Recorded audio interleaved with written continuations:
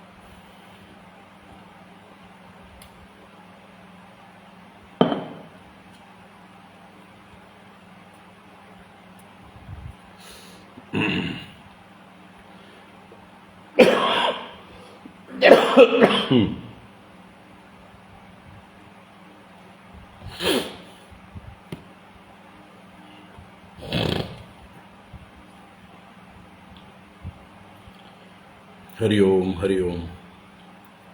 എല്ലാവർക്കും നമസ്കാരം. ഹരി ഓം.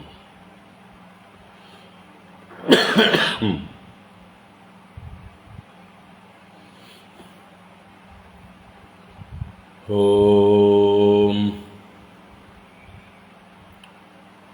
ശുക്ലാംബരധരം വിഷ്ണും ശശിവർണം ചതുർഭുജം പ്രസന്നവദനം ധ്യായേത് സർവവിഘ്നോപശാന്തയേ.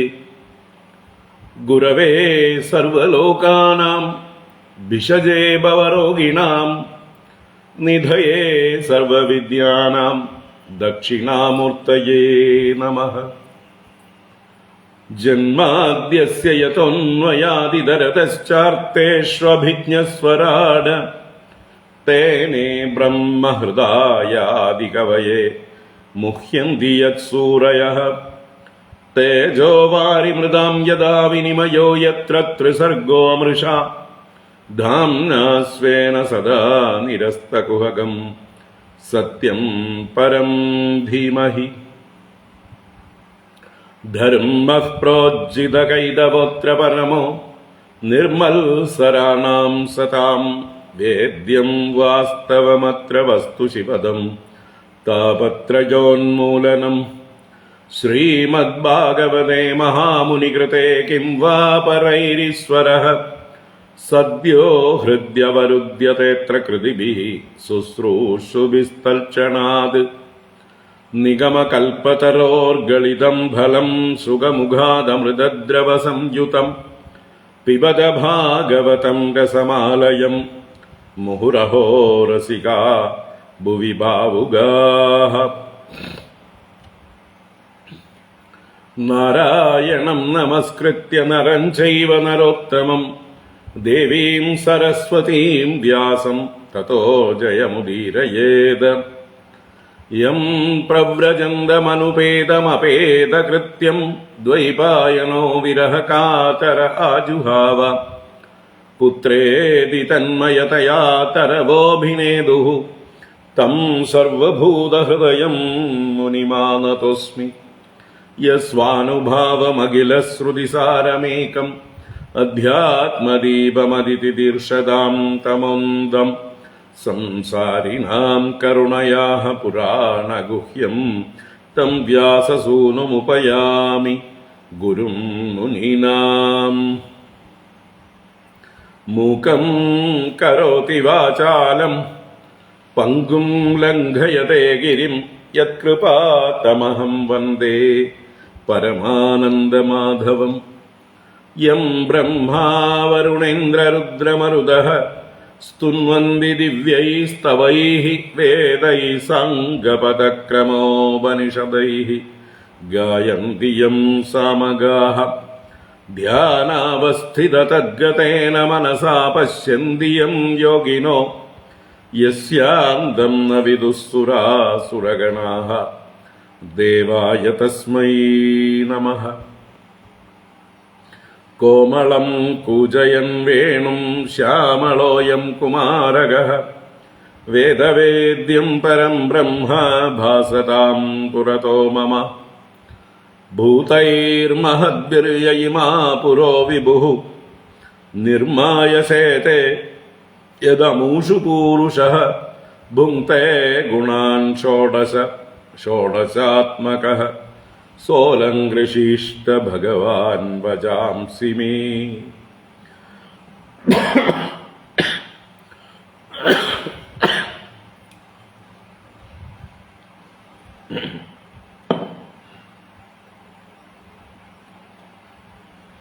സച്ചിദാനന്ദരൂപായ വിശ്വോത്പത്യാദിഹേതവേ താപത്രയ വിനാശായ ശ്രീകൃഷ്ണായ വയം നുമഃ. കൃഷ്ണായ വാസുദേവായ ഹരയേ പരമാത്മനെ പ്രണതക്ലേശനാശായ ഗോവിന്ദായ നമോ നമഃ. കൃഷ്ണായ വാസുദേവായ ദേവകീനന്ദനായ ച നന്ദഗോപകുമാരായ ഗോവിന്ദായ നമോ നമഃ. നമഃ പങ്കജനാഭായ നമഃ പങ്കജമാലിനേ നമഃ പങ്കജനേത്രായ നമസ്തേ പങ്കജാംഗ്രയേ.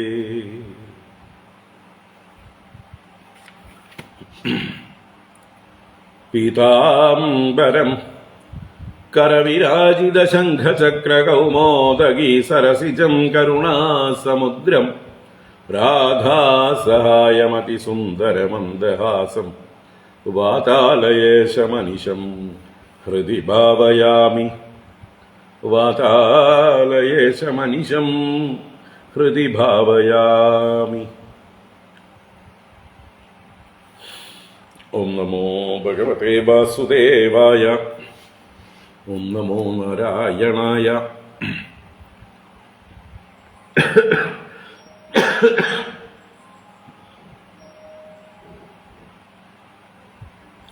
ശ്രീ ഗുരുവായൂരപ്പ ശരണം. ഓം നമഃ പരമഋഷിഭ്യോ നമഃ. പരമഋഷിഭ്യഃ ശ്രീ ഗുരുഭ്യോ നമഃ. ഓം ശ്രീ മഹാദേവ്യൈ നമഃ. ഓം ശ്രീ രാജമാതംഗ്യൈ നമഃ.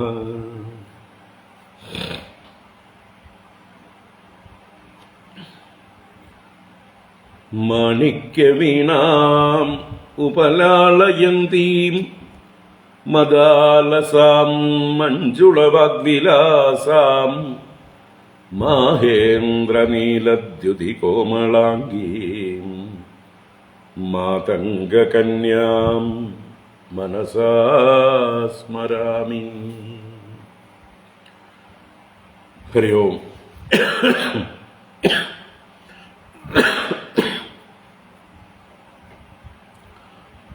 എല്ലാവർക്കും നമസ്കാരം. എല്ലാവർക്കും സുപ്രഭാതം, ശുഭദിനം, വസന്തപഞ്ചമി ആശംസകൾ. മാഘ നവരാത്രി ആശംസകൾ.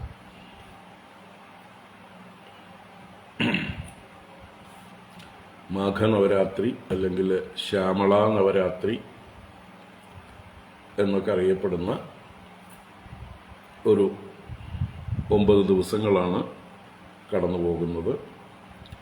ദേവി ഉപാസകന്മാർക്ക് വളരെ വിശേഷപ്പെട്ട ദിവസങ്ങളാണ്.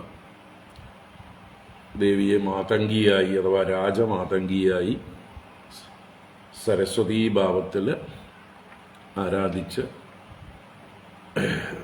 ഭൗതികവും ആധ്യാത്മികവുമായിട്ടുള്ള വിദ്യാപ്രാപ്തിക്കായിക്കൊണ്ട് ഉപാസിക്കുന്നതായിട്ടുള്ള ദിവസങ്ങളാണ്. അപ്പം അതിൽ ഇന്നത്തെ ദിവസം പഞ്ചമി, വസന്ത പഞ്ചമി, വളരെ വിശേഷ ദിവസം.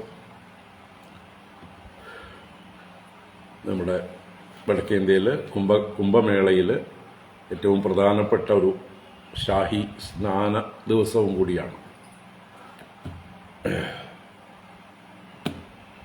ഇന്നത്തെയും കൂടി സ്നാനം കഴിഞ്ഞാൽ പതുക്കെ പല മഹാത്മാക്കളും അവിടെ വന്ന് താമസിക്കുന്നവർ അവരവരുടേതായിട്ടുള്ള സ്ഥലങ്ങളിലേക്ക് തിരിച്ചു പോകും. തിരക്ക് കുറയും.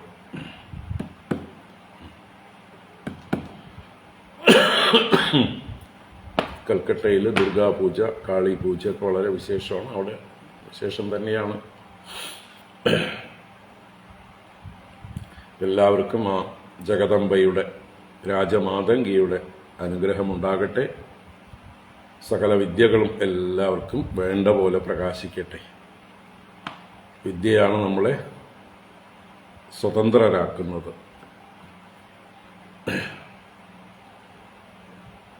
ഓരോരുത്തരും സ്വാതന്ത്ര്യത്തിന് വേണ്ടതായിട്ടുള്ള വിദ്യയെ പ്രാപിക്കാൻ ഇടയാവട്ടെ എന്ന് ആശംസിക്കുന്നു. ഹരി ഓം. എല്ലാവർക്കും ഭാഗവത ജ്ഞാനഗംഗയിലേക്ക് സുസ്വാഗതം. ഭാഗവത ജ്ഞാനഗംഗ നമ്മൾ പഞ്ചാധ്യായി ഭഗവാന്റെ രാസക്രീഡ എന്ന അത്ഭുത ലീല 24 ക്ലാസ്സുകളായിട്ട് പൂർത്തീകരിച്ചു. അതിൻ്റെ തത്വങ്ങളെല്ലാം എല്ലാവരുടെ ഉള്ളിലും ഓർമ്മയിരിക്കട്ടെ. മന്മഥ വിജയലീലയാണ് രാസലീല. മന്മഥൻ ജയിക്കാത്തതായിട്ട് ആരുമില്ല. ബ്രഹ്മദേവനെ പോലും ജയിച്ച് പീഡിപ്പിച്ചിട്ടുള്ള ആളാണ്. അതുപോലെ മഹാദേവനെ പോലും ജയിച്ചിട്ടുള്ള ആളാണ്, മോഹിനിയെ നിമിത്തമാക്കിക്കൊണ്ട്. ഭഗവാൻ വിഷ്ണുവിനെ മാത്രമേ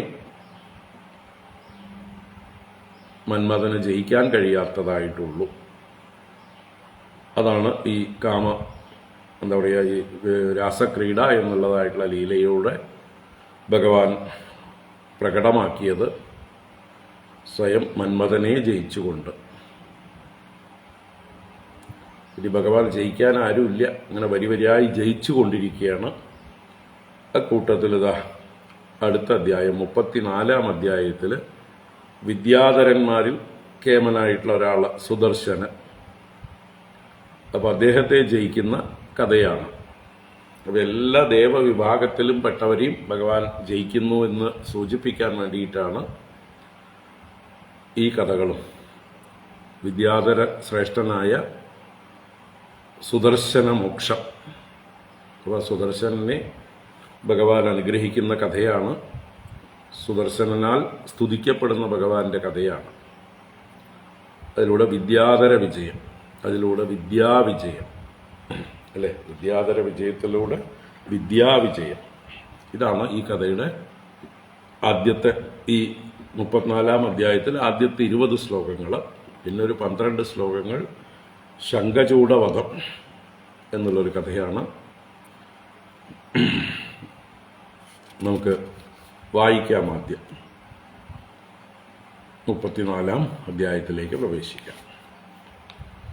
ഓം നമോ ഭഗവതേ വാസുദേവായ.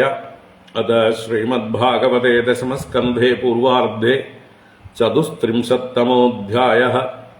ശ്രീശുക ഉവാച. ഏകദാ ദേവയാത്രായാം ഗോപാലാജാതകൗതുകാഃ അനോഭിരനടുദ്യുക്തൈഃ പ്രയയുസ്തേ അംബികാവനം. തതസ്നാത്വാ സരസ്വത്യാം ദേവം പശുപതിം വിഭും ആനർച്ചുർ അർഹണൈർഭക്ത്യാ ദേവീം ച നൃപതേ അംബികാം. ഗാവോ ഹിരണ്യം വാസാംസി മധുമധ്വന്നമാദൃതാഃ ബ്രാഹ്മണേഭ്യോ ദദുഃ സർവേ ദേവോ നഃ പ്രിയതാമിതി.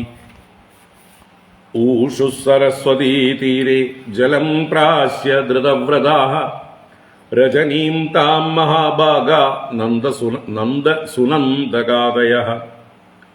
കശ്ചിന്മഹാനഹിസ്തസ്മിൻ വിപിനേ അതിബുഭുക്ഷിതഃ യദൃച്ഛയാ ഗതോ നന്ദം ശയാനം ഉരഗോഗ്രസീത. സ ചുക്രോശാഹിനാഗ്രസ്തഃ കൃഷ്ണ മഹാനയം സർപ്പോ മാം ഗ്രസതേ താത പ്രപന്നം പരിമോചയ. തസ്യ ചാക്രന്ദിതം ശ്രുത്വാ ഗോപാലാ സഹസോത്ഥിതാഃ ഗ്രസ്തം ച ദൃഷ്ട്വാ വിഭ്രാന്താഃ സർപ്പം വിവ്യതുർ ഉൽമുഖൈഃ. അലാതൈർദഹ്യമാനോപി നാമുഞ്ചത്തം ഉരംഗമഃ തം അസ്പൃശത് പദാഭ്യേത്യ ഭഗവാൻ സത്വതാം പ്രതിഃ സ വൈ ഭഗവത ശ്രീമത്പാദസ്പർശഹദാശുഭഃ ഭേജേ സർപ്പവപുർഹിത്വാ രൂപം വിദ്യാധരാർച്ചിതം തം അപൃച്ഛത് ഋഷികേശഃ പ്രണതം സമുപസ്ഥിതം ദീപ്യമാനേന വപുഷാ പുരുഷം ഹേമമാലിനം കോ ഭവാൻ പരയാ ലക്ഷ്മ്യാ രോചതേ അത്ഭുതദർശനഃ കഥം ജുഗുപ്സിതാം ഏതാം ഗതിം വാ പ്രാപിതോ അവശഃ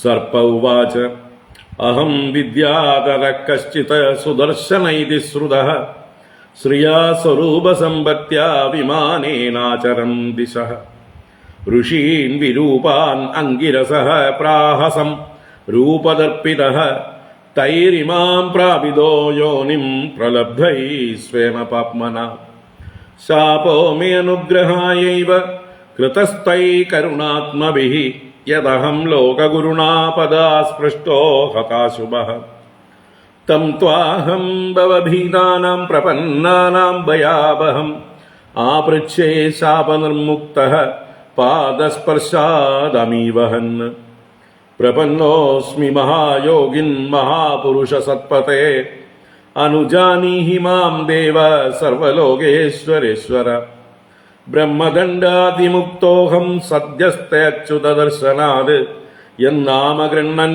അഖിലാൻ ശ്രോതൃൻ ആത്മാനമേവ ച സദ്യഃ പുനാദികിം ഭൂയഃ തസ്യ സ്പൃഷ്ടഃ പദാഹിതേ ഇത്യനുജ്ഞാപ്യദാശാർഹം പരിക്രമ്യാഭിവന്ദ്യ ച സുദർശനോ ദിവം യാതഃ കൃച്ഛ്രാദനന്ദശ്ച മോചിതഃ നിശാമ്യ കൃഷ്ണസ്യ തദാത്മവൈഭവം വ്രജൗകസോ വിസ്മിതചേതസസ്തതഃ സമാപ്യ തസ്മിൻ നിയമം പുനർവ്രജം നൃപായയുസ്തത്കഥയന്ത ആദൃതാഃ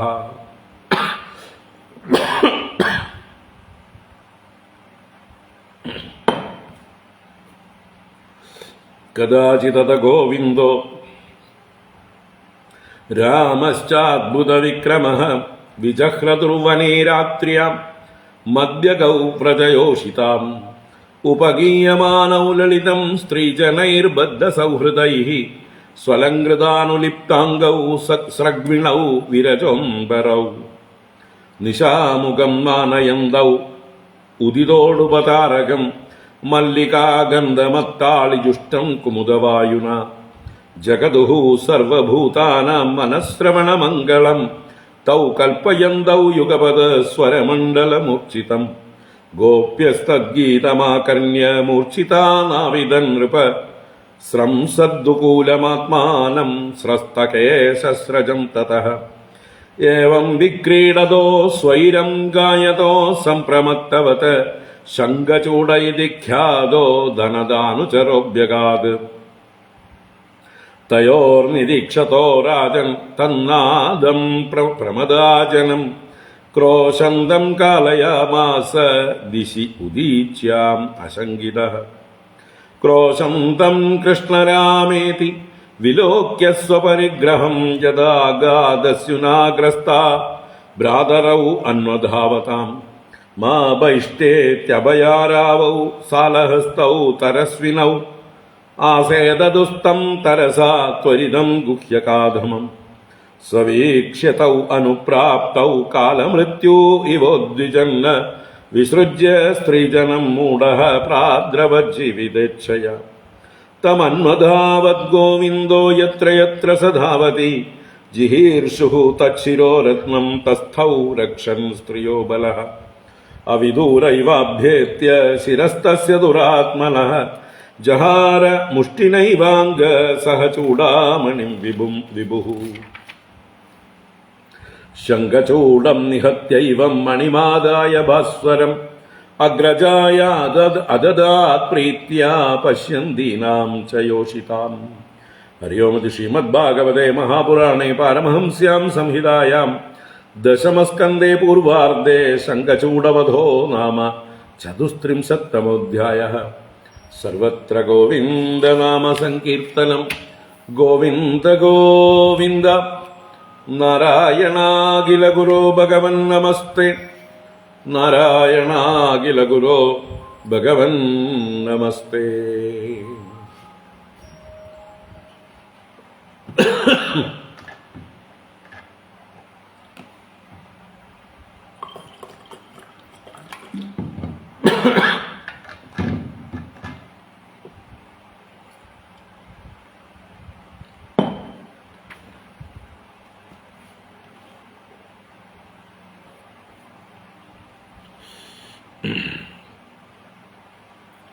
ഹരി ഓം. എല്ലാവർക്കും ഒരിക്കൽ കൂടെ നമസ്കാരം. എല്ലാവർക്കും സുപ്രഭാതം, ശുഭദിനം, വസന്ത പഞ്ചമി ആശംസകൾ. ഭാഗവത ജ്ഞാനഗംഗയിലേക്ക് സുസ്വാഗതം. നമ്മൾ രാസക്രീഡയുടെ അവസാന ഭാഗത്ത് പരീക്ഷിത് രാജാവിൻ്റെ സംശയം, ഭഗവാൻ ധർമ്മസംരക്ഷണത്തിനായിട്ട് അവതരിച്ചിട്ട് അതിന് വിപരീതമായിട്ട് ആചരിക്കുന്നത് എങ്ങനെയാണ്, അതിനെ എങ്ങനെ ന്യായീകരിക്കും എന്നുള്ള ചോദ്യത്തിന് വളരെ മനോഹരമായിട്ട് വിസ്തരിച്ച് ശ്രീ സുഖബ്രഹ്മർഷി പറഞ്ഞു കൊടുത്തു. അതിനുശേഷം രാസക്രീഡയുടെ ഫലശ്രുതിയും പറഞ്ഞു. ആരാണോ ശ്രദ്ധയോടുകൂടെ ഈ രാസക്രീഡ മുഴുവനായിട്ട് കേൾക്കുന്നത്, വർണ്ണിക്കുന്നത്, അവർക്ക് ഭഗവാനിൽ നല്ല പരമമായ ഭക്തി ലഭിച്ച് അവരുടെ ഹൃദ്രോഗമായ കാമം നശിച്ചു പോകും വളരെ താമസിയാതെ എന്ന്. അപ്പോൾ ഈ രാസക്രീഡ വേണ്ട പോലെ പഠിക്കുന്നവരുടെ ഹൃദയത്തിലെ കാമവാസനകൾ പോലും നശിപ്പിക്കുന്നതാണ്. ഭഗവാന്റെ കാമജയലീലയായിട്ടുള്ള ഈ രാസക്രീഡ എന്നുള്ളത് പറഞ്ഞുകൊണ്ടാണ് സമർപ്പിച്ചത്.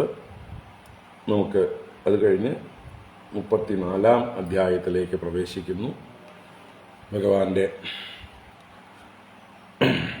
രാസക്രീഡാനന്തര ലീലകൾ, വൃന്ദാവന ലീലകൾ തന്നെയാണ്, തുടരുകയാണ്. ഇനിയും അനേക ലീലകൾ വർണ്ണിക്കാനുണ്ട് വൃന്ദാവനത്തിൽ തന്നെ. പിന്നീടാണ് നാരദൻ വന്ന് കംസനെ പ്രേരിപ്പിച്ച് ആ കംസൻ അക്രൂരനെ വൃന്ദാവനത്തിലേക്ക് അയക്കുന്നതും ഭഗവാനെ വൃന്ദാവനത്തിൽ നിന്ന് കൂട്ടിക്കൊണ്ടുപോകുന്നതും. അപ്പം അക്രൂരനോടുകൂടെ ഭഗവാൻ വൃന്ദാവനത്തിൽ നിന്ന് പോകുന്നത് വരെ വൃന്ദാവന ലീലകൾ തന്നെയാണ് തുടരുന്നത്. അതിനുശേഷം പിന്നീട് മധുരാലീലകൾ 52-ാം അധ്യായം വരെ മധുരാലീലകൾ. പിന്നീട് ഭഗവാന്റെ ദ്വാരകാലീലകളാണ്, രുക്മിണീ സ്വയംവരം മുതൽക്കുള്ള ലീലകൾ. അപ്പോൾ ഭഗവാന്റെ ബാലലീലകൾ വൃന്ദാവനത്തിൽ തീരുകയാണ്. അത് കഴിഞ്ഞ് പിന്നീട് മധുരയിൽ കുറച്ചുകൂടി ഗൗരവമുള്ള ഒരു ഭാവമായി, ഒരു യൗവനയുക്തനായിട്ടുള്ള ഭഗവാന്റെ ഭാവമാണ്. അത് കഴിഞ്ഞ് മധുരാപുരിയിലെത്തുമ്പോഴേക്കും ഗൃഹസ്ഥാശ്രമിയായിട്ടുള്ള ഭഗവാന്റെ ലീലകളാണ്.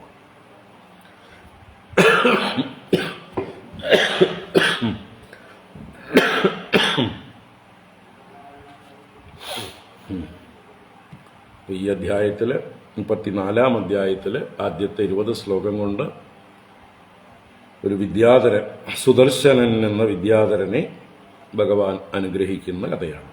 വിദ്യാധരൻ എന്ന് പറയുമ്പോൾ തന്നെ വിദ്യയെ ധരിച്ചിരിക്കുന്നവൻ, പേര് സുദർശനൻ എന്നും അല്ലേ. അപ്പം അവനെ ജയിക്കുന്നതിലൂടെ അല്ലെങ്കിൽ അവനെ അനുഗ്രഹിക്കുന്നതിലൂടെ ഭഗവാൻ വിദ്യാധരനെ ജയിച്ച് വിദ്യയെ ജയിക്കുന്നു, വിദ്യയെ നേടുന്നു എന്നൊക്കെയുള്ള അർത്ഥം. അത് നമുക്ക് വേണ്ടിയിട്ട്, നമ്മളൊക്കെ ഈ വിദ്യാധരത്വത്തെ ജയിച്ച് നമ്മുടെ ഉള്ളിൽ ആ വിദ്യയെ പ്രാപിക്കാൻ ഉള്ള അനുഗ്രഹത്തിൻ്റെ കഥയാണ് ഈ കഥ. പിന്നീട് ഒരു 10-12 ശ്ലോകങ്ങളെ കൊണ്ട് ശംഖചൂഡവധം. ആ ശംഖചൂഡനും ഈ യക്ഷന്മാരിൽ പ്രമുഖനാണ്. കുബേരൻ്റെ അനുയായി എന്ന് പറയുമ്പോൾ യക്ഷന്മാരാണ്. അപ്പോൾ ഒരു യക്ഷപ്രമുഖനെ ജയിക്കുന്ന കഥയാണ് ശംഖചൂഡവധം. അപ്പോൾ വിദ്യാധരന്മാർ, യക്ഷന്മാർ, ഇവരൊക്കെ ദേവവർഗത്തിൽപ്പെട്ടവരാണ്. ഇവരെയൊക്കെ അനുഗ്രഹിക്കുന്ന അല്ലെങ്കിൽ ജയിക്കുന്ന, ഇവരിലും എല്ലാവർക്കും ഭഗവാനാണ് സർവേശ്വരൻ എന്ന് സ്ഥാപിക്കുകയാണ് ഈ കഥകളിലൂടെയൊക്കെ ചെയ്യുന്നത്. അല്ലേ? ശംഖചൂഡനെ വധിച്ചിട്ട് യക്ഷന്മാരാരെങ്കിലും പ്രതികാരം ചെയ്യാൻ വന്നോ? കുബേരൻ വന്നോ? ഇല്ല, വരില്ല. കാരണം അവർക്കൊക്കെ അറിയാം ആളാരാണ്. അല്ലേ? പണ്ട് ധ്രുവൻ യക്ഷന്മാരുടെ നേരെ യുദ്ധത്തിന് ചെന്നിട്ടുണ്ട്. അപ്പോൾ എല്ലാവരും കൂടി കുബേരൻ്റെ നേതൃത്വത്തിൽ ആക്രമിച്ചിട്ടുണ്ട്. എന്നാൽ ഇവിടെ ഭഗവാൻ ഒരു യക്ഷനെ വധിക്കുമ്പോൾ മറ്റ് യക്ഷന്മാരോ കുബേരനോ അതിനെതിരായിട്ട് വരുന്നില്ല എന്നുള്ളതും കൂടി ശ്രദ്ധിക്കേണ്ടതാണ്. അപ്പോൾ യക്ഷവർഗത്തെ മുഴുവൻ ഭഗവാൻ ജയിച്ചതിൻ്റെ കഥയാണ് ശംഖചൂഡവധം. വിദ്യാധര വർഗത്തെ മുഴുവൻ ജയിക്കുന്ന കഥയാണ് സുദർശന മോക്ഷം. വെറും കഥകളല്ല, അതിലൂടെ ഭഗവാന്റെ കൃഷ്ണസ്തു ഭഗവാൻ സ്വയം എന്നുള്ളതിൻ്റെ പരിപൂർണമായിട്ട് സംശയരഹിതമായിട്ട് സ്ഥാപിക്കുന്ന കഥകൾ കൂടിയാണ്. നമുക്ക് കഥയിലേക്ക് കടക്കാം. ഓം നമോ ഭഗവതേ വാസുദേവായ. അഥ ശ്രീമദ്ഭാഗവതേ ദശമസ്കന്ധേ പൂർവാർദ്ധേ ചതുസ്ത്രിംശത്തമോऽധ്യായഃ. ശ്രീശുക ഉവാച. ഏകദാ ദേവയാത്രായാം ഗോപാലാജാതകൗതുകാഃ അനോഭിഃ അനടുദ്യുക്തൈഃ പ്രയയുസ്തേऽംബികാവനം. ശ്രീശുക ഉവാച. ഏകദാ ദേവയാത്രായാം ഗോപാലാജാതകൗതുകാഃ അനോഭിഃ അനടുദ്യുക്തൈഃ പ്രയയുസ്തേऽംബികാവനം. സുഖബ്രഹ്മർഷി തുടരുന്നു. ഏകദാ, ഒരിക്കൽ. അപ്പോൾ ഈ രാസക്രീഡകൾ, ആ ലീലകളൊക്കെ കഴിഞ്ഞതിൻ്റെ ശേഷം, അല്ലേ? രാസക്രീഡ ഒരു ശരത്കാല കാലങ്ങളിലായിരുന്നു, രാത്രികളിലായിരുന്നു. അത് കഴിഞ്ഞ്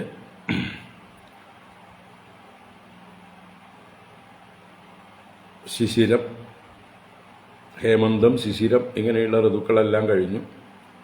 ആ കാലത്താണ് ശിവരാത്രി, അല്ലേ? ശിശിരം അവസാന കാലമാണ് ശിവരാത്രി എന്ന് പറയുന്ന ഉത്സവം. അപ്പോൾ ഈ ശിവരാത്രിയോടനുബന്ധിച്ചിട്ടുള്ള ഒരു കഥയാണിത്. ഏകദാ ദേവയാത്രായാം. ദേവയാത്ര എന്ന് പറഞ്ഞാൽ തീർത്ഥയാത്ര തന്നെ, ദേവനെ കാണാനുള്ള യാത്ര. ആരാ ദേവൻ? ഇവിടെ മഹാദേവനെ കാണാൻ. മഹാദേവനെ കാണാനുള്ള യാത്രയിൽ ഗോപാലാഹ ജാതകൗതുകാഹ, വളരെ ഉത്സാഹഭരിതരായിട്ടുള്ള ഗോപാലന്മാർ എന്നർത്ഥം. ഈ ഒരു ഉത്സവത്തിൽ പങ്കെടുക്കാനായിട്ട് അംബികാവനം തേ പ്രയയുഹു. പ്രയയുഹു തേ ഗോപാലാഹ അംബികാവനം.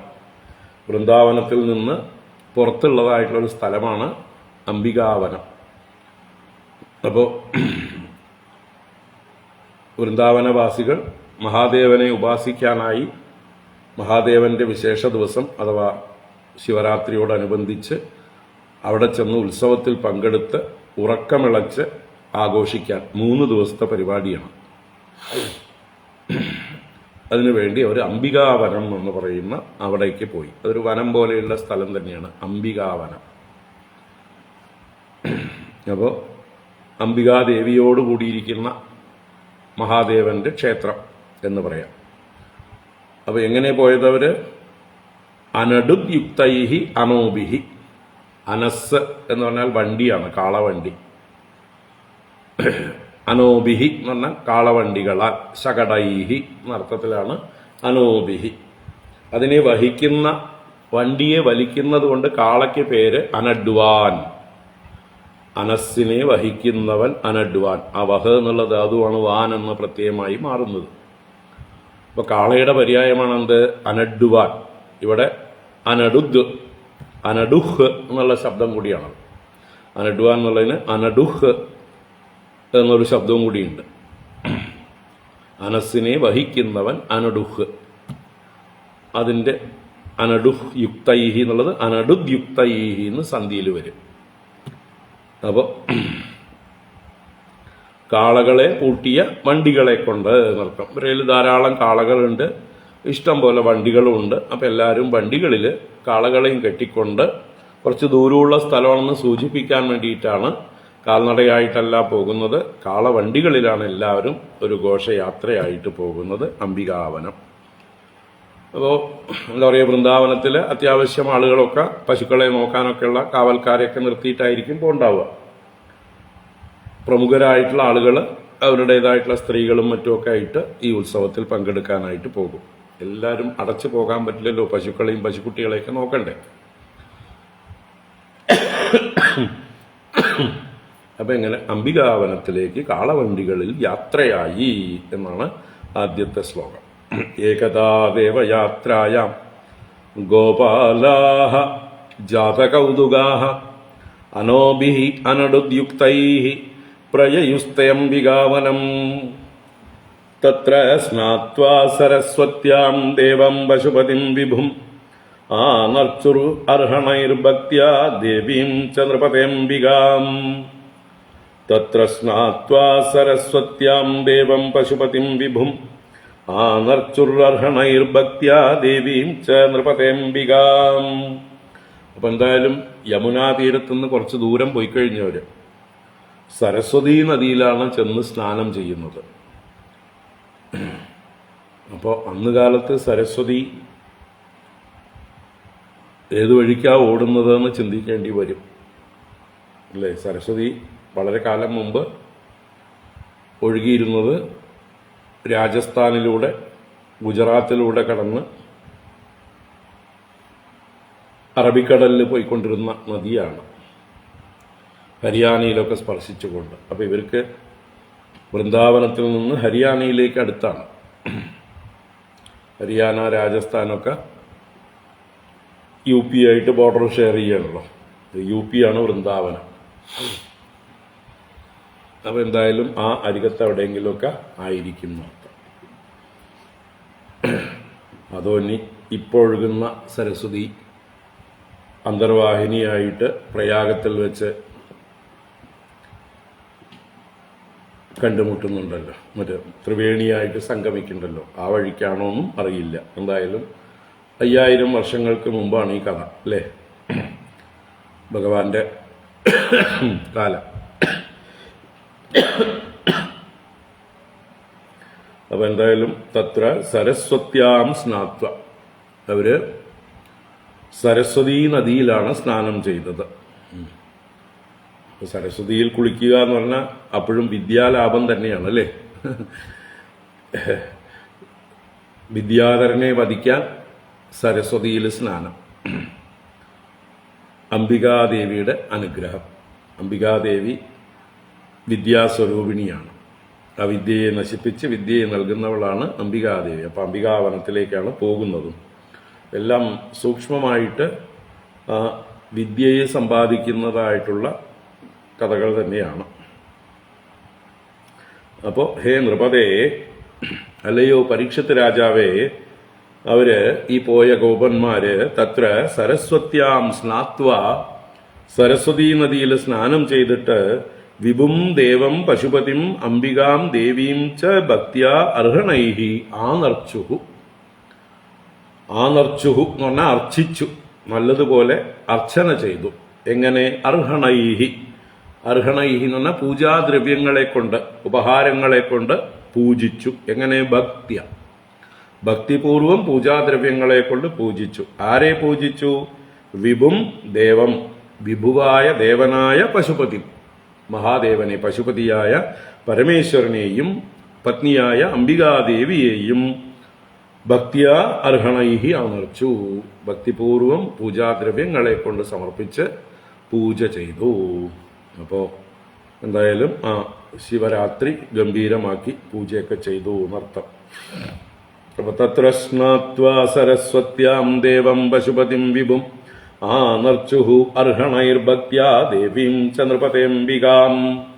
ഗവോ ഹിരണ്യം വാസാംസി മധുമദ്വന്നമാതൃതാഃ ബ്രാഹ്മണേഭ്യോ ദദുഃ സർവേ ദേവോ നഃ പ്രിയതാമിതി. ഗാവോ ഹിരണ്യം വാസാംസി മധുമദ്വന്നമാതൃതാഃ ബ്രാഹ്മണേഭ്യോ ദദുഃ സർവേ ദേവോ നഃ പ്രിയതാമിതി. അപ്പോൾ അവിടെ പൂജാദികളുടെ ഭാഗമായിട്ട് ദാനങ്ങളും ചെയ്തു. എന്ത് ദാനം? പശുക്കളെ കൊടുത്തു, സ്വർണം കൊടുത്തു, വസ്ത്രങ്ങൾ കൊടുത്തു, തേൻ കൊടുത്തു, നല്ല മധുരമുള്ള ഭക്ഷണങ്ങൾ കൊടുത്തു. അതാണ് ഗാവഹ ഹിരണ്യം വാസാംസി മധു മധ്വന്നം. ഇതെല്ലാം ആദൃതാഹ ബ്രാഹ്മണേഭ്യോ സർവേ ദദുഹു. സർവേ ആ പോയ എല്ലാ ഗോപന്മാരും ദദുഹു എന്ന് പറഞ്ഞാൽ ദാനം ചെയ്തു. ആർക്ക് ദാനം ചെയ്തു? ബ്രാഹ്മണേഭ്യ. ബ്രാഹ്മണന്മാരെന്ന് പറഞ്ഞാൽ ശ്രേഷ്ഠന്മാരായിട്ടുള്ളവർ, സാത്വികന്മാരായിട്ടുള്ളവർ. ആർക്കാണോ ദാനം ചെയ്താൽ പ്രയോജനം വേണ്ടതുപോലെ ഉണ്ടാവുക, ആരാണോ കൊടുത്ത ദാനത്തെ വേണ്ടതുപോലെ ഉത്തമ രീതിയിൽ പ്രയോജനപ്പെടുത്തുക, അല്ലേ? താമസന്മാർക്ക് നമ്മൾ വല്ല ദാനവും കൊടുത്താൽ അത് താമസ കർമ്മങ്ങളിൽ വിനിയോഗിക്കും. കള്ളുകുടിയന്മാർക്ക് നമ്മൾ ദാനം ചെയ്താൽ അവർ കള്ളുകുടിക്കാനായിട്ട് ഉപയോഗിക്കും.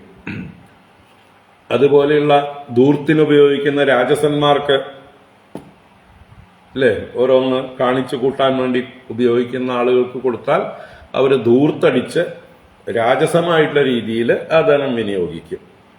അപ്പോൾ കൊടുത്ത സമ്പത്തിനെ, ദാനങ്ങളെ വേണ്ട രീതിയിൽ ധൂർത്തില്ലാതെ, നാശം ഇല്ലാതെ തങ്ങൾക്കും സമൂഹത്തിനും ചുറ്റുപാടുകൾക്കും പ്രയോജനമുള്ള രീതിയിൽ വിനിയോഗിക്കുന്നവരാണ് ഉത്തമ പാത്രങ്ങൾ.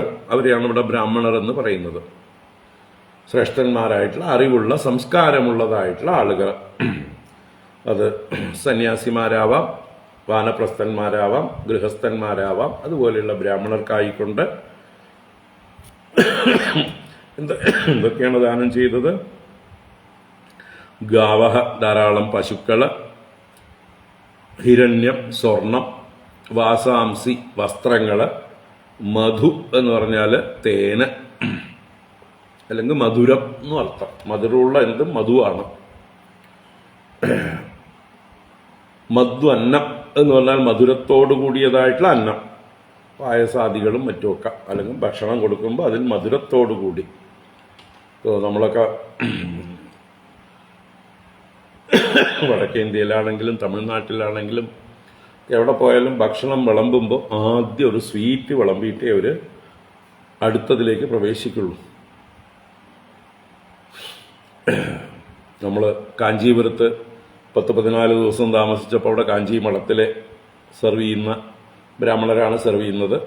അപ്പോൾ അവർ ആദ്യം പായസമോ കേസരിയോ എന്താണ് അന്നുണ്ടാക്കിയിട്ടുള്ള സ്വീറ്റ് വെച്ചാൽ ഒരു ലേശം കൊണ്ടുവന്ന് ആദ്യം ഇലയുടെ നമ്മുടെ വലത് കൈയിൻ്റെ സ്ഥാനത്ത് നെയ്യ് വിളമ്പുന്നിടത്ത് അതാദ്യം വിളമ്പും. പിന്നെ പരിപ്പ് വിളമ്പും. അത് കഴിഞ്ഞിട്ടാണ് മറ്റ് കറികളൊക്കെ വിളമ്പുക.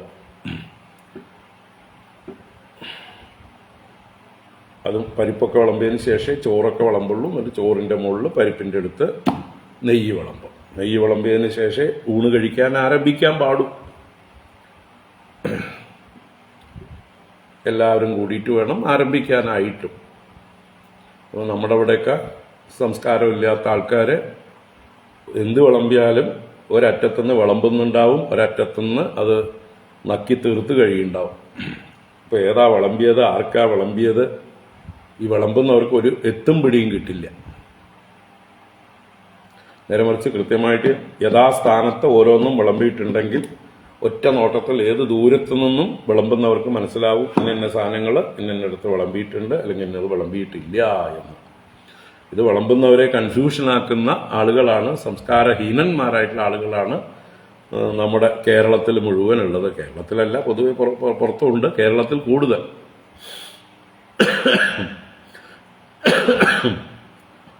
നിങ്ങൾ ഈ ആധ്യാത്മികമായിട്ടുള്ള കാര്യങ്ങൾ കേൾക്കുന്നവരെങ്കിലും ആ സംസ്കാരം മനസ്സിലാക്കുക. എല്ലാം വിളമ്പിയിട്ടേ, നെയ്യുണ്ടെങ്കിൽ നെയ്യും കൂടി വിളമ്പിയിട്ടേ ഭക്ഷണം കഴിക്കാൻ ആരംഭിക്കാൻ പാടുള്ളൂ. അത് ഒരു സഭയാണെങ്കിൽ അതിൽ ആരാണോ മുതിർന്നവർ, സന്യാസിമാരുണ്ടെങ്കിൽ സന്യാസിമാർ, അല്ലെങ്കിൽ ബ്രാഹ്മണരുണ്ടെങ്കിൽ ബ്രാഹ്മണർ, അല്ലെങ്കിൽ മുതിർന്നവർ, പ്രായമുള്ളവർ, അവർ പറഞ്ഞ് അവരുടെ ആജ്ഞ കിട്ടിയതിന് ശേഷം വേണം മറ്റുള്ളവർ ആരംഭിക്കാനായിട്ട്. അവരാരംഭിക്കും. അതിനാണ് ഈ മന്ത്രങ്ങളൊക്കെ വെച്ചിരിക്കുന്നത്. ബ്രഹ്മാർപ്പണം, ബ്രഹ്മഹവി, ബ്രഹ്മാഗ്നൗ, ബ്രഹ്മണാഹുതം, ബ്രഹ്മൈവ തേന ഗന്തവ്യം, ബ്രഹ്മകർമ്മ സമാധിന എന്നുള്ള മന്ത്രങ്ങളും മറ്റുമൊക്കെ വെച്ചിരിക്കുന്നത് അതെല്ലാവരും കൂടി ചൊല്ലാൻ വേണ്ടിയിട്ടാണ്. ഓരോ മന്ത്രങ്ങൾ മാറി ചൊല്ലുന്നവരുണ്ട്. പല മന്ത്രങ്ങളുണ്ട്. ഈ ഉപസ്തരണ മന്ത്രങ്ങളായിട്ട്, പ്രോക്ഷണ മന്ത്രങ്ങളായിട്ട്, നൈവേദ്യ മന്ത്രങ്ങളായിട്ട് പല മന്ത്രങ്ങളുണ്ട്. അത് പൊതുവെ ആശ്രമങ്ങളിൽ ചൊല്ലുന്നത് ഈ ബ്രഹ്മാർപ്പണം ബ്രഹ്മഹവി എന്നുള്ളതായിട്ടുള്ള ഗീതാ ശ്ലോകമാണ്.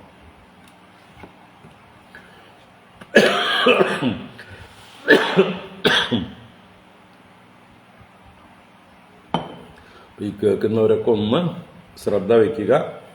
എവിടെയെങ്കിലും സദ്യക്ക് പോയാൽ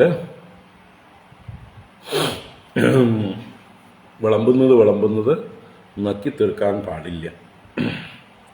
പിന്നെ ഒന്നാമത് ഇന്നത്തെ വിളമ്പുന്നവർക്ക് ഒരു സംസ്കാരവും ഇല്ല, അതിനെക്കുറിച്ചൊരു ട്രെയിനിങ്ങും കിട്ടിയിട്ടില്ല. ഒക്കെ എന്തൊക്കെയോ കാട്ടിക്കൂട്ടുന്നു പ്രാന്തുകൾ. അപ്പോൾ ഒരാൾ നക്കിയ ഇലയിൽ വീണ്ടും വിളമ്പുമ്പോൾ ആ സ്പൂണ് മുട്ടിക്കാൻ പാടില്ല, ആ വിളമ്പുന്ന സാധനം മുട്ടിച്ച് വിളമ്പാൻ പാടില്ല എന്ന് എത്ര പറഞ്ഞാലും മനസ്സിലാവാത്തൊരു തലമുറ.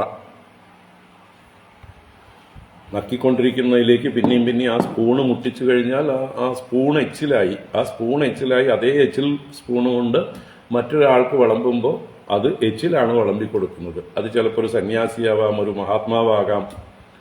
ആർക്കും വിളമ്പി കൊടുക്കുന്നത് ആരുടെയെങ്കിലുമൊക്കെ എച്ചിലാണ്. ഒരാൾക്കും ആരുടെയും എച്ചിൽ കൊടുക്കാൻ അവർക്ക് ഇഷ്ടമില്ലെങ്കിൽ പാടില്ല. ആർക്കും അത് ഇഷ്ടമുണ്ടാവില്ല. മനസ്സറിഞ്ഞ് ആരും ഒരാളുടെ എച്ചിൽ ഇഷ്ടപ്പെടില്ല. ഇന്നത്തെ കാലത്ത് ഭാര്യമാര് ഭർത്താക്കന്മാരുടെ എച്ചിൽ കഴിക്കാൻ ഇഷ്ടപ്പെടുന്നില്ല. പണ്ടൊക്കെ അങ്ങനെയല്ല. പണ്ട് അല്ലേ, ഭർത്താവ് കഴിച്ച ഇലയിൽ ഭാര്യ കഴിക്കുന്ന സമ്പ്രദായം ഉണ്ടായിരുന്നു. ഇന്ന് പോയി പണി നോക്കാൻ പറയും. ഞങ്ങൾക്ക് അതിൻ്റെ ആവശ്യമൊന്നുമില്ല എന്ന് പറയുന്ന തലമുറയാണ്. അപ്പോൾ ആർക്കും മറ്റൊരാളുടെ എച്ചിൽ കഴിക്കുന്നത് ഇഷ്ടമല്ല എന്നുള്ളൊരു ബോധം ഉള്ളിൽ ഉറയ്ക്കണം. നമ്മൾ വിളമ്പുന്നതും മറ്റൊരാൾക്ക് എച്ചിലാവാൻ പാടില്ല. അത് നമ്മുടെ കുട്ടികളെ, നമ്മുടെ വീട്ടിലുള്ളവരെ, ഓരോരുത്തരും നമ്മുടെ സമൂഹത്തിലുള്ളവരെ, നമ്മൾ എവിടെയെങ്കിലുമൊക്കെ പോകുമ്പോൾ, നമ്മുടെ വീട്ടിലൊരു ഫംഗ്ഷൻ നടക്കുമ്പോൾ വിളമ്പുന്നവരെയൊക്കെ ട്രെയിനിങ് കൊടുക്കേണ്ടതാണ്. നമ്മൾ തന്നെ അവരെയൊക്കെ വിളിച്ചു കൂട്ടണം. ആരൊക്കെയാണെന്ന് വിളമ്പാൻ പോകുന്നത്. കാറ്ററിംഗ് ടീമാണെങ്കിൽ അവരെ വിളിച്ച് പറയണം. കാറ്ററിങ്ങിലുള്ള എത്ര പേരുണ്ട്, സർവീസ് ചെയ്യുന്നവരുണ്ട്. ഇന്നിപ്പോൾ അതെല്ലാം കോൺട്രാക്റ്റാണല്ലോ. കുറേ സ്ത്രീകൾ യൂണിഫോമിൽ വരും. അപ്പോൾ അവരെല്ലാം വിളിച്ചു കൂട്ടിയിട്ട് പറയുക, ഇതാണ് നിയമം, നിങ്ങൾ വിളമ്പുമ്പോൾ മുട്ടിച്ച് വിളമ്പാൻ പാടുള്ളതല്ല, ശ്രദ്ധിക്കണം എന്ന് പറഞ്ഞു കൊടുക്കണം. അതുപോലെ എല്ലായിടത്തും കണ്ണെത്തണം, എല്ലാവരെയും ശ്രദ്ധിക്കണം. ഏതെങ്കിലും ഒരു ഭാഗത്ത് കൂടെ പോയിട്ട് മറ്റൊരു ഭാഗത്ത് കൂടെ പോകാതിരിക്കുക, അവിടേക്ക് ശ്രദ്ധിക്കാതിരിക്കുക, ആരെങ്കിലും വിളിക്കുന്നുണ്ടെങ്കിൽ വിളി കേൾക്കാതിരിക്കുക. ഇതൊക്കെ ഒന്ന് കോമൺ ആയിട്ട് കാണാം. ഇതൊക്കെ കുട്ടിക്കാലത്ത് കാരണവന്മാരിൽ നിന്ന് പഠിക്കേണ്ട വിദ്യകളാണ്.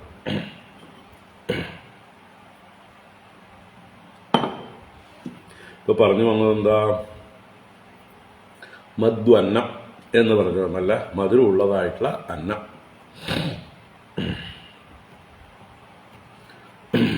അപ്പോൾ മദ്വന്നം ഇതെല്ലാം ബ്രാഹ്മണേഭ്യ ദദുഹു, ബ്രാഹ്മണർക്ക് ദാനം ചെയ്തു, സമൂഹത്തിലെ ശ്രേഷ്ഠന്മാരായിട്ടുള്ളവർക്ക് ദാനം ചെയ്തു എന്നർത്ഥം. എന്ത് പ്രാർത്ഥിച്ചുകൊണ്ട്? ദേവോ നഹ പ്രിയതാം ഇതി, നഹ ഞങ്ങളുടെ നേർക്ക്, അസ്മാകം പ്രതി, നഹ ദേവഃ പ്രിയതാം, ഈ മഹാദേവൻ പ്രീതിപ്പെടട്ടെ. അപ്പോൾ മഹാദേവന് തന്നെയാണ് കൊടുക്കുന്നത് എന്ന ഭാവമാണ്. വല്ലവർക്കും കൊടുത്താൽ മഹാദേവൻ പ്രീതിയാവോ? എങ്ങനെയാ വല്ലവർക്കും കൊടുത്താൽ മഹാദേവൻ പ്രീതനാകുന്നത്? ഈ വല്ലവരുടെയും ഉള്ളിലിരിക്കുന്നത് മഹാദേവൻ തന്നെയാണെന്നുള്ള ഭാവന വേണം. അഹം വൈശ്വാനരോ ഭൂത്വാ പ്രാണിനാം ദേഹമാശ്രിതഃ പ്രാണാപാനസമായുക്തഃ പചാമ്യന്നം ചതുർവിധം. ഭഗവാൻ ഗീതയിലെ 15-ാം അധ്യായത്തിൽ പറഞ്ഞു തരുന്നുണ്ട്. ഞാനാണ് എല്ലാവരുടെയും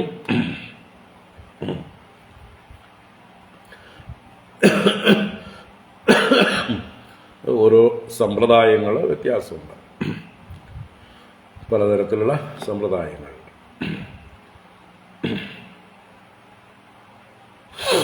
നാരായണ.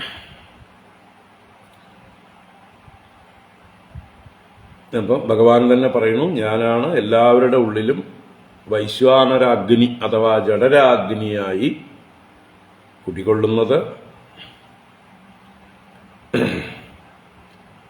അപ്പം നമ്മൾ ആർക്ക് ഭക്ഷണം കൊടുക്കുന്നതും ആ വ്യക്തിക്കല്ല കൊടുക്കുന്നത്, പിന്നെയോ ആ വ്യക്തിയുടെ ഉള്ളിൽ ജഡരാഗ്നിയായിരിക്കുന്ന ഭഗവാനാണ് എന്നുള്ള ബോധമുണ്ടെങ്കിൽ നല്ലത് മാത്രമേ കൊടുക്കൂ.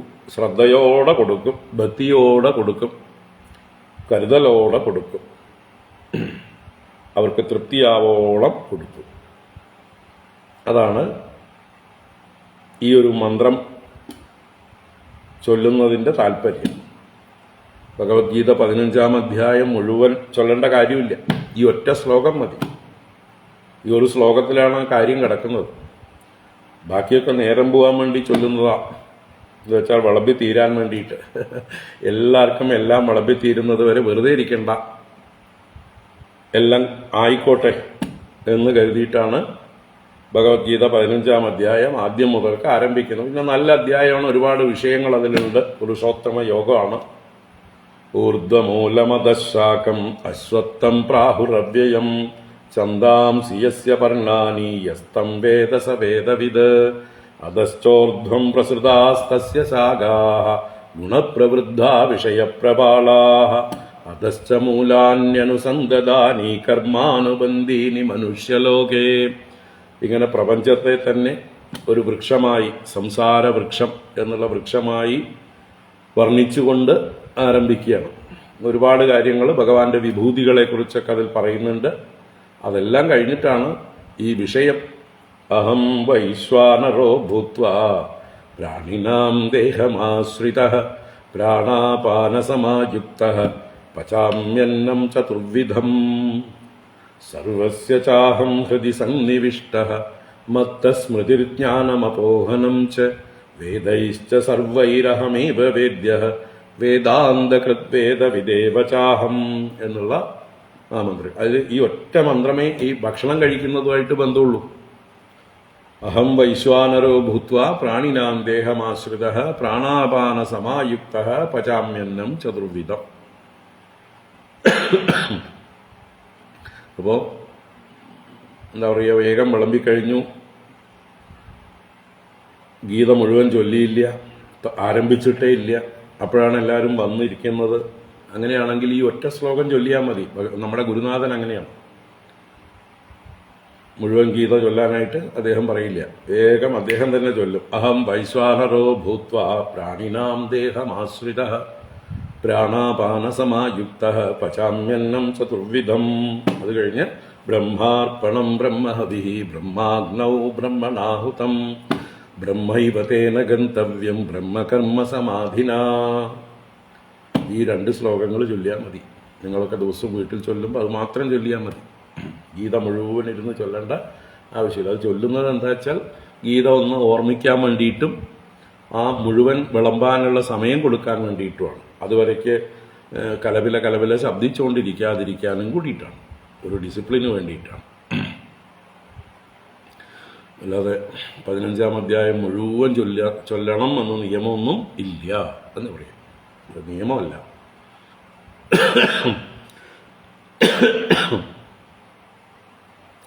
അപ്പം എന്തായാലും ദേവോ നഹ പ്രിയതാമിതി, ദേവൻ നമ്മളുടെ നേരെ പ്രസാദിക്കട്ടെ എന്ന് കരുതിക്കൊണ്ട് ബ്രാഹ്മണർക്ക് ധാരാളം ദാനം ചെയ്തു.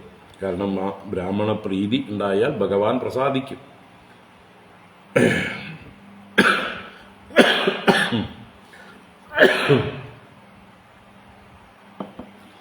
ബ്രാഹ്മണരാണ് ഈ മന്ത്രങ്ങളെയൊക്കെ നിലനിർത്തുന്നവർ.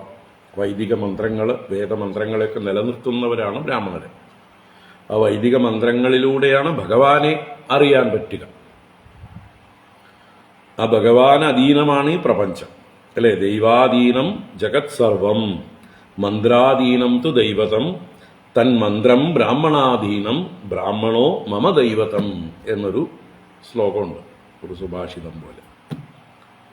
അപ്പോൾ ദൈവാധീനം ജഗത് സർവം, എല്ലാം ഈ ലോകം മുഴുവൻ ഈശ്വരാധീനമാണ്, സൽക്കർമ്മങ്ങൾക്ക് അധീനമാണ്. അത് മന്ത്രത്തിന് അധീനമാണ് ദൈവം.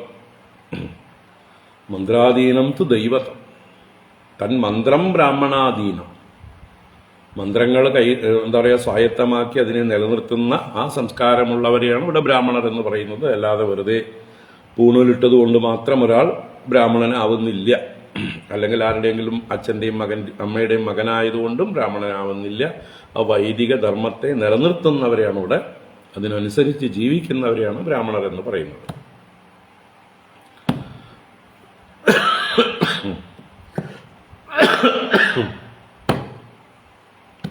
അപ്പൊ ഇങ്ങനെ അവര് അന്നദാനം എല്ലാം ചെയ്തു. എന്നിട്ട് ഊഷുഹു സരസ്വതീ തീരേ ജലം പ്രാശ്യ ധൃതവ്രതാഃ രജനീം താം മഹാഭാഗ നന്ദ സുനന്ദകാദയഃ.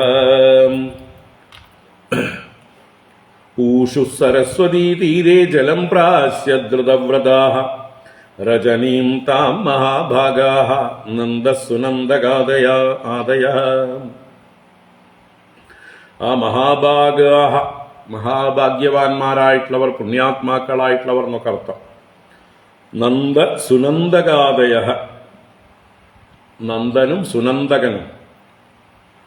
നന്ദന്റെ അനുജനാണ് സുനന്ദകൻ, നന്ദഗോപരുടെ അനുജന്റെ പേരാണ് സുനന്ദകൻ. അപ്പൊ അവരെല്ലാം, നന്ദനും സുനന്ദകൻ മുതലായവരും ധൃതവ്രതാഃ.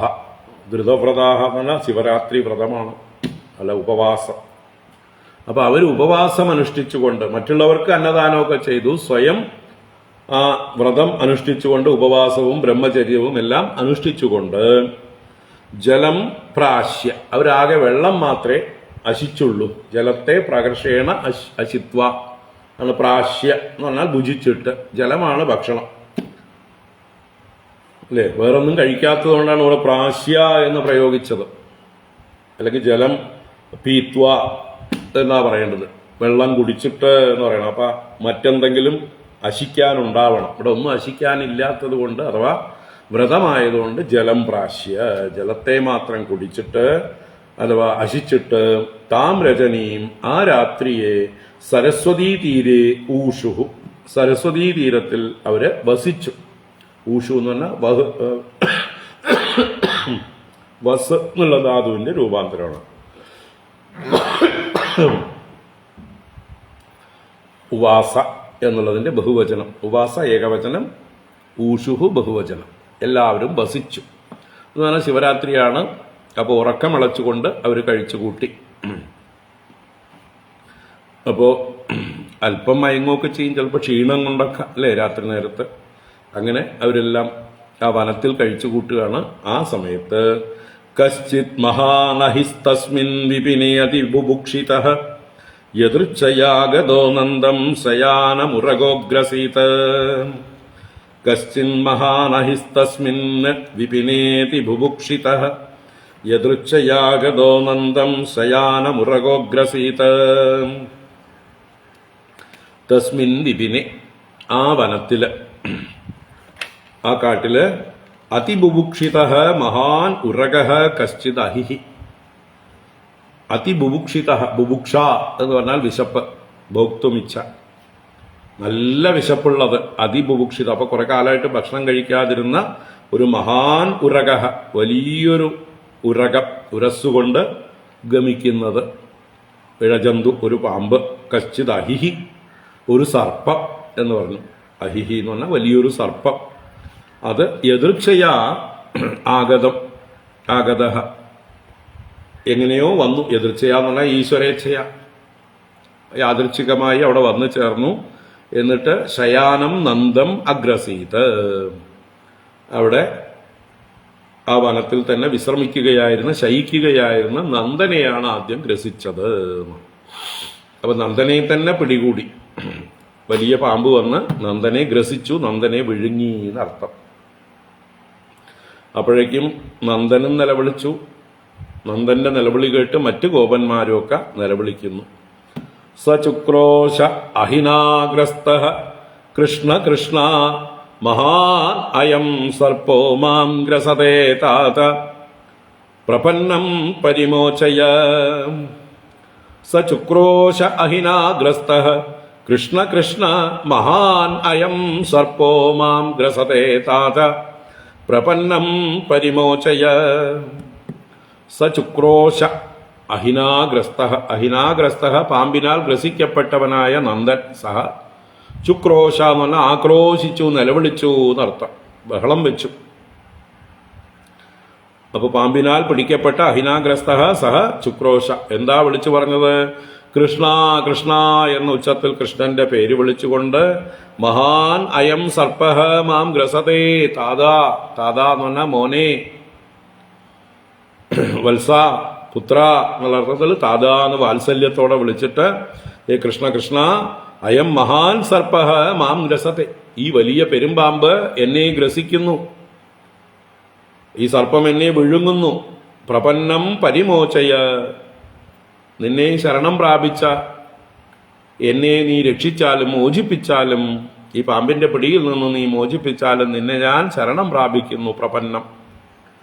അപ്പോൾ പ്രപന്നനായ എന്നെ നീ രക്ഷിച്ചാലും മോചിപ്പിച്ചാലും എന്ന് ചുക്രോശ, ക്രോശിച്ചു, നിലവിളിച്ചു എന്നർത്ഥം. തസ്യ ച ആക്രന്ദിതം ശ്രുത്വാ ഗോപാലാഃ സഹസോത്തിതാഃ ഗ്രസ്തശ്ച ദൃഷ്ട്വാ വിഭ്രാന്താഃ സർപ്പം വിവ്യദുഃ ഉൽമുഖൈഃ. തസ്യ ചാക്രന്ദിതം ശ്രുത്വാ ഗോപാലാഃ സഹസോത്തിതാഃ ഗ്രസ്തഞ്ച ദൃഷ്ട്വാ വിഭ്രാന്താഃ സർപ്പം വിവ്യദുരുൽമുഖൈഃ.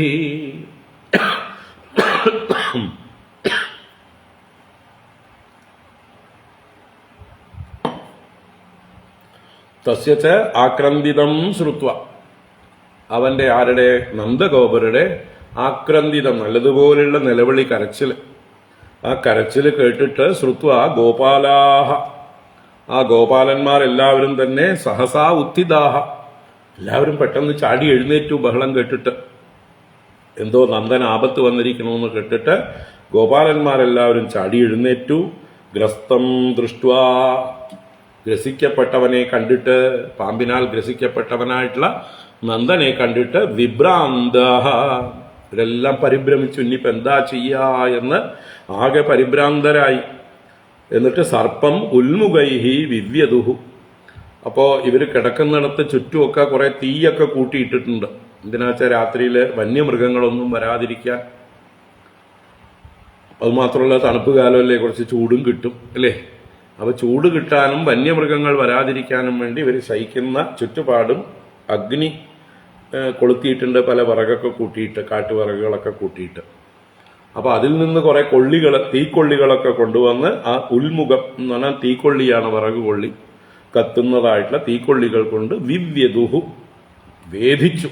ആരെ വേധിച്ചു? ഈ പാമ്പിനെ അടിച്ചു എന്നർത്ഥം. അതിനെ പ്രഹരിച്ചു, തീക്കൊള്ളികളെ കൊണ്ട് പ്രഹരിച്ചു. ഉൽമുഖൈഹി സർപ്പം വിവ്യദുഹു. ഉൽമുഖങ്ങളെ കൊണ്ട്, തീക്കൊള്ളികളെ കൊണ്ട് സർപ്പത്തെ വേധിച്ചു. ഗോപന്മാർ പാമ്പിനെ അടിച്ചു എന്നർത്ഥം. അലാ തൈർദഹ്യമാനോപി നാമുഞ്ചത്തം ഉറംഗമഃ തമസ്പൃശത് പദാഭ്യേത്യ ഭഗവാൻ സത്വതാം പതിഃ. അലാ തൈർദഹ്യമാനോപി നാമുഞ്ചത്തം ഉറംഗമഃ തം അസ്പൃശത് പദാഭ്യേത്യ ഭഗവാൻ സത്വതാം പ്രതിഃ. അപ്പൊ അലാതം എന്ന് പറഞ്ഞാലും തീക്കൊള്ളിയാണ്. ഉൽമുഖം, അലാതം മുതലായതൊക്കെ തീക്കൊള്ളിയുടെ പര്യായമാണ്. അപ്പൊ അലാതൈഹി ദഹ്യമാനഃ അപി, തീക്കൊള്ളികളാൽ പൊള്ളിക്കപ്പെട്ടിട്ടും ഈ പാമ്പിനെ ചൂട് വെക്കുന്നുണ്ട് ഇവര്. അങ്ങനെ ദഹിപ്പിക്കുന്നതായിട്ടുള്ള സമയത്തും ഉരംഗമഃ തം ന അമുഞ്ചത്, ആ ഉരംഗമം അഥവാ പാമ്പ് തം തം നന്ദം ന അമുഞ്ചത്, മോചിച്ചില്ല, ഛർദിച്ചില്ല, പുറത്തേക്ക് വിട്ടില്ല. സത്വതാംപതി ഭഗവാൻ അഭ്യത്യ, ഈ ബഹളമൊക്കെ കേട്ടിട്ട് സത്വതാംപതി, ഭക്തന്മാരുടെ മുഴുവൻ പരിപാലകനായിട്ടുള്ള, യാദവന്മാരുടെ മുഴുവൻ നായകനായിട്ടുള്ള ആ ഭഗവാൻ അഭ്യത്യ, ഭഗവാൻ അവിടേക്ക് വന്നിട്ട് തം പദാ അസ്പൃശത്, തം ആ പാമ്പിനെ, അഹിയെ പെരുമ്പാമ്പിനെ, പദാ അസ്പൃശത്, ഭഗവാൻ തന്റെ പാദം കൊണ്ട് സ്പർശിച്ചു. ഭഗവാൻ ഒരു ചവിട്ടി ചവിട്ടി, എല്ലാവരും നോക്കി നിൽക്കുക. അപ്പൊ ഭഗവാന്റെ പാദസ്പർശമേറ്റതോടു കൂടിയിട്ടോ സ വൈ ഭഗവത ശ്രീമത്പാദസ്പർശഹതാശുഭഃ ഭേജേ സർപ്പവപുർഹിത്വാ രൂപം വിദ്യാധരാർച്ചിതം. സ വൈ ഭഗവത ശ്രീമത്പാദസ്പർശഹതാശുഭഃ ഭേജേ സർപ്പവപുർഹിത്വാ രൂപം വിദ്യാധരാർച്ചിതം. ഇവിടെ സവൈ എന്ന് പറഞ്ഞാൽ അവനാകട്ടെ, ആര്? ആ പാമ്പാകട്ടെ. ഭഗവതഃ ശ്രീമത് പാദസ്പർശഹത അശുഭഃ, ഭഗവാന്റെ ശ്രീമത്തായ പാദം. ശ്രീമത്ത് എന്ന് പറഞ്ഞാൽ ഐശ്വര്യത്തോട് കൂടിയത്, ലക്ഷ്മിയോട് കൂടിയത്, എന്തിനേയും മംഗളമാക്കുന്നത് ഭഗവാന്റെ പാദസ്പർശം. അപ്പോൾ ലക്ഷ്മി വസിക്കുന്നതാണ് ഭഗവാന്റെ പാദം. അങ്ങനെയുള്ള ശ്രീമത്തായ പാദസ്പർശം കൊണ്ട് ഹത അശുഭഃ, അവന്റെ എല്ലാ അശുഭങ്ങളും പോയി, അവന്റെ പാപങ്ങളെല്ലാം നശിച്ചു, അവൻ ശുദ്ധനായി. ആരാ? ഈ പാമ്പ് ആരായിരുന്നോ അവൻ, അല്ലേ? അവൻ ആരായിരുന്നു? വിദ്യാധര വപുവാണ്. അതാണ് ബേജേ സർപ്പവപുഹു ഹിത്വാ രൂപം വിദ്യാധരാർച്ചിതം. അവൻ സർപ്പവപുഹു ഹിത്വ, അവന്റെ സർപ്പശരീരത്തെ ഉപേക്ഷിച്ചിട്ട് രൂപം ബേജെ, ഒരു രൂപത്തെ ഭജിച്ചു, രൂപത്തെ സ്വീകരിച്ചു. ഏത് രൂപം? വിദ്യാധരാർച്ചിതം രൂപം. വിദ്യാധരന്മാരിൽ വെച്ച് പൂജ്യൻ എന്ന അർത്ഥത്തിലാണ്, വിദ്യാധരന്മാരാൽ ബഹുമാനിക്കപ്പെടുന്നത് എന്നുള്ള അർത്ഥത്തിലാണ് അർച്ചിതം എന്ന് പറയുന്നത്. അല്ലാതെ അവരിൽ നിന്ന് പൂക്കളെ കൊണ്ട് പൂജിക്കുന്നത് എന്നുള്ള അർത്ഥത്തിലല്ല. അവരുടെ ഇടയിൽ അവർ ബഹുമാനിക്കുന്നത് വിദ്യാധരന്മാരുടെ ശ്രേഷ്ഠൻ എന്നർത്ഥം. വിദ്യാധരന്മാരിൽ വെച്ച് പൂജ്യനായിരിക്കുന്നവൻ, ശ്രേഷ്ഠനായിരിക്കുന്നവനായിട്ടുള്ള ആ ഒരു രൂപത്തെ അവൻ ഭജിച്ചു, അവൻ സ്വീകരിച്ചു എന്നർത്ഥം. അപ്പോൾ ഭഗവാന്റെ പാദസ്പർശം ഏറ്റതോടുകൂടി അവന്റെ സർവ്വ പാപങ്ങളും നീങ്ങി അവൻ അത്ഭുതമായിട്ടുള്ള വിദ്യാധര ശരീരത്തെ ധരിച്ചു. അതിസുന്ദരമായിട്ടുള്ള ദിവ്യമായിട്ടുള്ള സ്വർണവർണ്ണത്തിലുള്ള ദേവന്മാരെ പോലെയുള്ള ശരീരഹിതം ദീപ്യമാനേന വപുഷ പുരുഷം ഹേമമാലിനം തം അപൃച്ഛത് ഋഷികേശഃ പ്രണതം സമുപസ്ഥിതം ദീപ്യമാനേന വപുഷാ പുരുഷം ഹേമമാലിനം. അപ്പൊ ഭഗവാൻ എല്ലാം അറിയുന്നവനാണെങ്കിലും ഒന്നും അറിയാം. ഈ കണ്ടുകൊണ്ടിരിക്കുന്ന യാദവന്മാർക്ക്, അല്ല ഗോപന്മാർക്ക് താനാരെന്ന് മനസ്സിലാക്കാൻ വേണ്ടി തന്നെ, ഒന്നുകൂടെ തന്നെ ആരാണെന്ന് ഓർമ്മിപ്പിക്കാൻ വേണ്ടി തന്നെ കൃഷ്ണസ്തു ഭഗവാൻ സ്വയം എന്ന് ഗോപന്മാരുടെ ഉള്ളില് ഒന്നുകൂടെ ഊട്ടി ഉറപ്പിക്കാൻ വേണ്ടി ഭഗവാൻ ഒന്നും അറിയാത്തവനെ പോലെ ഇവനെ കൊണ്ട് പറയിപ്പിക്കുകയാണ്. എല്ലാം അറിയുന്ന ഭഗവാൻ ഒന്നും മിണ്ടാതെ അവനോട് പൊക്കോളൂ എന്ന് പറഞ്ഞാൽ ഇവർക്ക് കഥ വല്ലതും അറിയൂ? പിന്നെ ഭഗവാനോട് ചോദിക്കണം. അപ്പൊ ഭഗവാൻ എന്തെങ്കിലും പറയണം. ഭഗവാൻ എന്തെങ്കിലും പറഞ്ഞാൽ അവർക്ക് വിശ്വാസമാവുമോ? ചിലപ്പോ, അല്ലേ? ഒരാൾ അവനവനെ കുറിച്ച് തന്നെ പ്രശംസിച്ച് പറയുന്നത് നല്ലതാണോ? അത് ആത്മഹത്യക്ക് തുല്യമാണെന്ന് പറയും. അപ്പൊ തന്നെക്കുറിച്ച് താൻ തന്നെ പ്രശംസിക്കുക, സെൽഫ് പ്രൊമോഷൻ, അല്ലേ? ആത്മപ്രശംസ, അതൊരു നല്ല കാര്യമല്ല. ചില സന്ദർഭങ്ങളിൽ നിവൃത്തിയില്ലാതെ നമുക്കൊക്കെ വേണ്ടി വരാറുണ്ട്, അല്ലേ? അത് നല്ലതല്ല എന്നറിയാം, അറിഞ്ഞുകൊണ്ട് തന്നെ ചിലപ്പോൾ പറയേണ്ടി വരും. അത് ആത്മപ്രശംസയായിട്ടല്ല, ചില യാഥാർത്ഥ്യങ്ങൾ പറയാൻ വേണ്ടിയിട്ടാണ്. ആത്മപ്രശംസ ചെയ്യുന്നത് ആത്മഹത്യക്ക് തുല്യമാണെന്ന് പല സ്മൃതികളിലും മറ്റുമൊക്കെ പറഞ്ഞു വെച്ചിട്ടുണ്ട്. അപ്പോൾ ഇവിടെ ഭഗവാൻ താൻ തന്നെ തന്നെക്കുറിച്ച് അനാവരണം ചെയ്യുന്നതിനേക്കാൾ ഈ വിദ്യാധരന്റെ വാക്കുകളെ കൊണ്ട് തന്നെ ഭഗവാൻ ആരാണെന്ന് പറയിപ്പിക്കാൻ വേണ്ടിയിട്ടാണ് ഭഗവാൻ അവനോട് ചോദിക്കുന്നത്. ഇനി കുറച്ചു കഴിഞ്ഞാൽ ഒരു മൃഗമോക്ഷം എന്നുള്ള കഥയിലും ഭഗവാൻ ആ മൃഗനോട് ചോദിക്കാൻ പോകുന്നുണ്ട്. അപ്പോൾ ഇവിടെ ചോദിക്കണം. തം അപൃച്ഛത്, തം അവനോട് പ്രശ്നം ചെയ്തു, അപൃച്ഛത് ചോദ്യം ചെയ്തു. ആര്? ഋഷികേശ ഭഗവാൻ. ഋഷികേശൻ എന്ന് പറഞ്ഞാൽ ഇന്ദ്രിയങ്ങളുടെയൊക്കെ ഈശനാണ്, എല്ലാം അറിയുന്നവനാണ്. അങ്ങനെയുള്ള ഭഗവാൻ ആരോട് ചോദിച്ചു? പ്രണതം സമുപസ്ഥിതം, തന്നെ പ്രണമിച്ചുകൊണ്ട് അടുത്ത് നിൽക്കുന്നവനായ ഈ വിദ്യാധരനോട് പ്രശ്നം ചെയ്തു. ദീപ്യമാനേന വപുഷ, അവന്റെ ശരീരം ദീപ്യമാനം, നല്ല ജ്വലിക്കുന്നതായിട്ടുള്ള തേജസ്സുള്ളതായിട്ടുള്ള ശരീരത്തോട് കൂടിയതായിട്ടുള്ള ആ ഹേമമാലിനം പുരുഷം. ഹേമമാലി എന്ന് പറഞ്ഞാലോ നല്ല സ്വർണമാലകൾ ധരിച്ചിരിക്കുന്ന, ആഭരണങ്ങൾ ധരിച്ചിരിക്കുന്ന ആ പുരുഷനോട് ആരെന്നറിയാത്ത രീതിയിൽ ഭഗവാൻ ചോദ്യം ചെയ്യുകയാണ്. തൻ്റെ മുമ്പിൽ നിൽക്കുന്ന ഈ വിദ്യാധരനോട് ചോദ്യം ചെയ്യുന്നു. കോ ഭവാൻ പരയാ ലക്ഷ്മ്യാ രോചത്തെ അത്ഭുത ദർശന കഥം ജുഗുപ്സിതാം ഏതാം ഗതിം വാ പ്രാപിതോ വശഃ. കോ ഭവാൻ പരയാ ലക്ഷ്മ്യാ രോചത്തെ അത്ഭുത ദർശന കഥം ജുഗുപ്സിതാം ഏതാം ഗതിം വാ പ്രാപിതോ വശഃ. ഭഗവാന്റെ ചോദ്യമാണ്, കോ ഭവാൻ, നീ ആരാണ്? ഭവാൻ കഹ, ഹു ആർ യു? പരയാ ലക്ഷ്മിയാരോചതേ, എന്നെ കാണുമ്പോ അത്ഭുതമായിട്ടുള്ള ലക്ഷ്മിയോടുകൂടി കാന്തിയോടുകൂടി ശോഭിക്കുന്നുവല്ലോ നീ. അത്ഭുത ദർശന, നിന്നെ കാണുന്നത് തന്നെ ഒരു അത്ഭുതം. ഇതുപോലൊരാളെ മുമ്പ് കണ്ടിട്ടില്ല, അത്രയും തേജസ്വിയാണല്ലോ നീയ്. ആരാണ് നീയ്? കഥം ജുഗുപ്സിതാം ഏതാം ഗതിം വാ പ്രാപിതഃ അവശഃ. കഥം, എപ്രകാരമാണ്? ഏതാം ജുഗുപ്സിതാം ഗതിം പ്രാപിതഃ, ഈ ജുഗുപ്സിതമായ ഗതിയെ, നിന്ദ്യമായിട്ടുള്ള അവസ്ഥയെ, എല്ലാവരും നിന്ദിക്കുന്ന ഈ പാമ്പ്, തിര്യക്ക്, ഉരകം, ആ ഉരകത്തിന്റെ അവസ്ഥയെ നീ എങ്ങനെയാണ് പ്രാപിച്ചത്? ഈ നരകയോനിയിൽ നീ എങ്ങനെയാണ് വന്ന് പ്രാപിച്ചത്? എന്നിട്ട് അതുകൊണ്ട് അവശനായി തീർന്നത്, ആ കർമ്മബന്ധത്താൽ അവശനായി തീർന്നത് എങ്ങനെയാണ്? അപ്പൊ നീ എന്ത് തെറ്റാണ് ചെയ്തത്? ഏത് പാപമാണ് ചെയ്തത്? നിന്നെ കാണുമ്പോൾ വളരെ യോഗ്യനായിരിക്കുന്നു ഇപ്പോ, അങ്ങനെയുള്ള നിനക്ക് ഈ പാമ്പിന്റെ ശരീരം ഒട്ടും യോജിക്കുന്നില്ല. അപ്പൊ എന്തോ ഗുരുതരമായിട്ടുള്ള പാപം നീ ചെയ്തിട്ടാണ് നീ ഈ അവസ്ഥയെ പ്രാപിച്ചത്. എന്തായാലും നിനക്ക് അതിൽ നിന്നിപ്പോ മോചനം കിട്ടി. അതിനും കാരണം എന്താന്ന് പറയൂ എന്നും കൂടി പറയാതെ പറയണം. വെച്ചാൽ ഈ ഒരു ഗുരുതരമായിട്ടുള്ള ഒരു പാമ്പിന്റെ അവസ്ഥയിൽ നിന്ന് ഇത്രയും യോഗ്യനായിട്ടുള്ള രൂപം തിരിച്ചു കിട്ടണമെങ്കിൽ അതിന് കാരണഭൂതനായിട്ടുള്ള ആള് ആരായിരിക്കണം? അല്ലേ? ആരാ കാരണഭൂതനായത്? ഭഗവാൻ.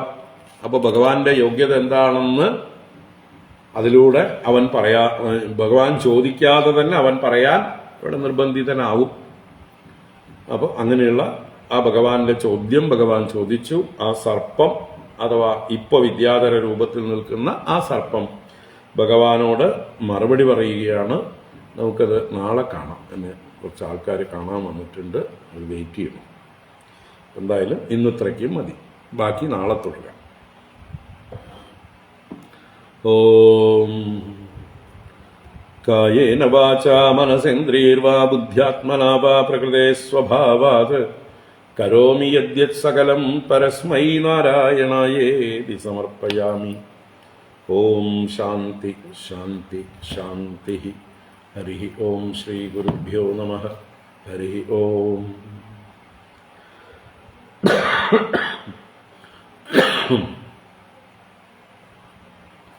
ഹരി ഓം.